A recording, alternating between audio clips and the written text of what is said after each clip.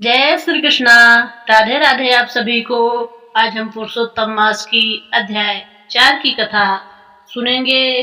पिछले अध्याय में बताया गया था कि अपमानित और तिरस्कृत अधिमास यानी कि मलमास भगवान विष्णु की शरण में बैकुंठ धाम में पहुंच गया था।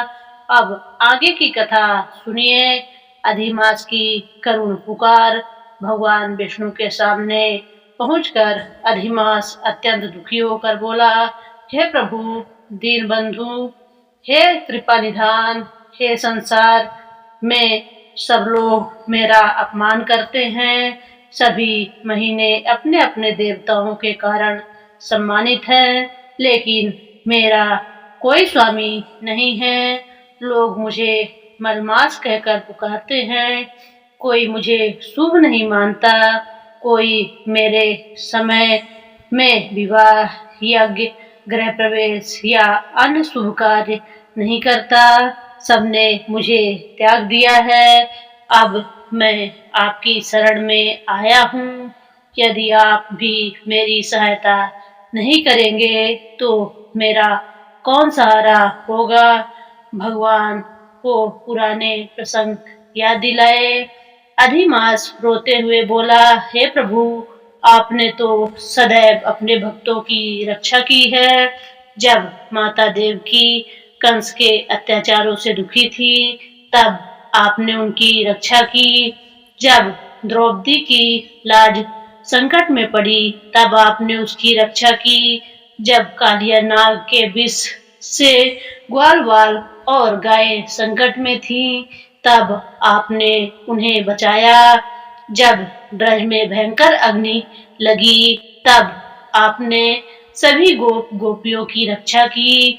जब जरासंध ने अनेक राजाओं को कैद कर रखा था, तब आपने उन्हें मुक्त कराया।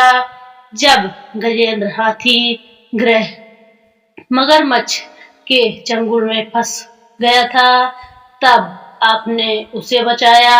हे प्रभु, जब आपने इतने लोगों की रक्षा की है, तो मेरी रक्षा क्यों नहीं करेंगे। भगवान का हृदय पिघल गया। अधिमास की करुण पुकार सुनकर भगवान विष्णु का हृदय दया से भर गया।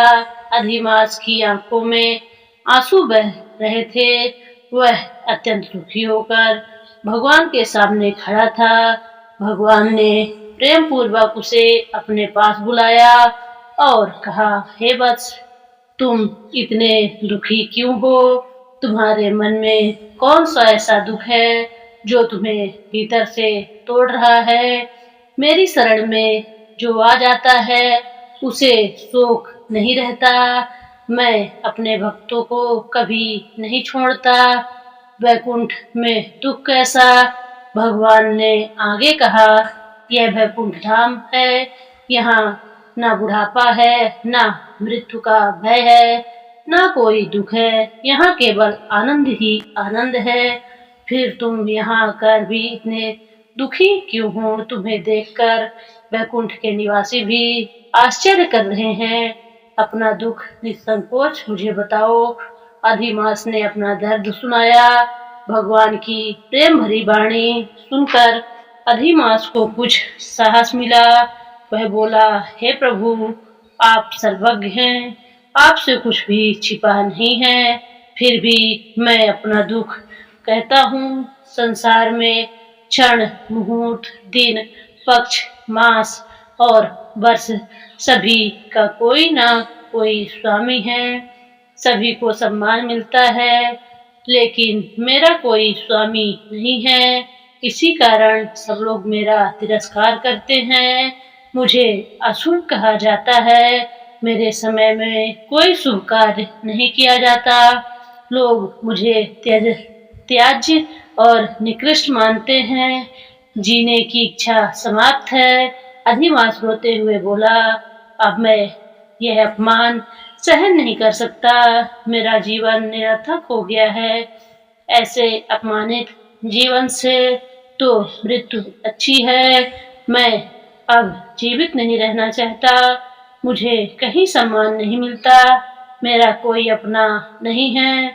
इसलिए मैं बार बार सोचता हूँ कि मर जाना ही उचित है। भगवान के चरणों में गिर पड़ा। अपनी पीड़ा सुनाते सुनाते अधिमास अत्यंत व्याकुल हो गया।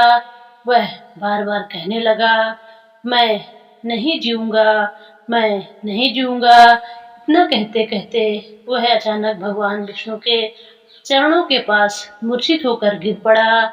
यह दृश्य देखकर वैकुंठ के पूरी सभा आश्चर्यचकित रह गई। सभी सोचने लगे कि इस बेचारे ने कितना अपमान और दुख सहा है।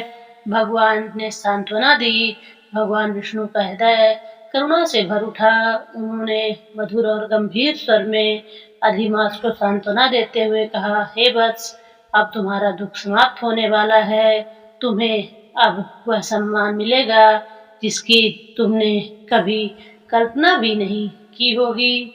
तुम्हारे अपमान का अंत होगा और तुम्हारा नाम संसार में महान होगा। भगवान की यह बात सुनकर अधिमास के मन में आशा की एक किरण जगी। अधिमास भगवान विष्णु के सामने अपना दुख सुनाता है। वह बताता है कि सभी महीने उसका तिरस्कार करते हैं। वह भगवान को उसके भक्त रक्षक स्वरूप की याद दिलाता है। भगवान विष्णु द्रवित होकर उसे सांत्वना देते हैं। अधिमास कहता है कि उसका कोई स्वामी नहीं है और इसी कारण वह अपमानित होता है। दुख से व्याकुल होकर वह भगवान के चरणों में गिर पड़ता है। भगवान उसे आश्वासन देते हैं कि शीघ्र ही उसका भाग्य बदलने वाला है। अध्याय 4 में हमने ये सब जाना। अगले अध्याय 5 में भगवान विष्णु अधिमास को अपना नाम पुरुषोत्तम प्रदान करते हैं और वही तिरस्कृत परमास संसार का सबसे पवित्र पुरुषोत्तम मास बन जाता है। बोलो पुरुषोत्तम भगवान की जय। हरि शरणम हरि शरणम। अगली कथा अध्याय 5 की कथा अगली वीडियो में। धन्यवाद।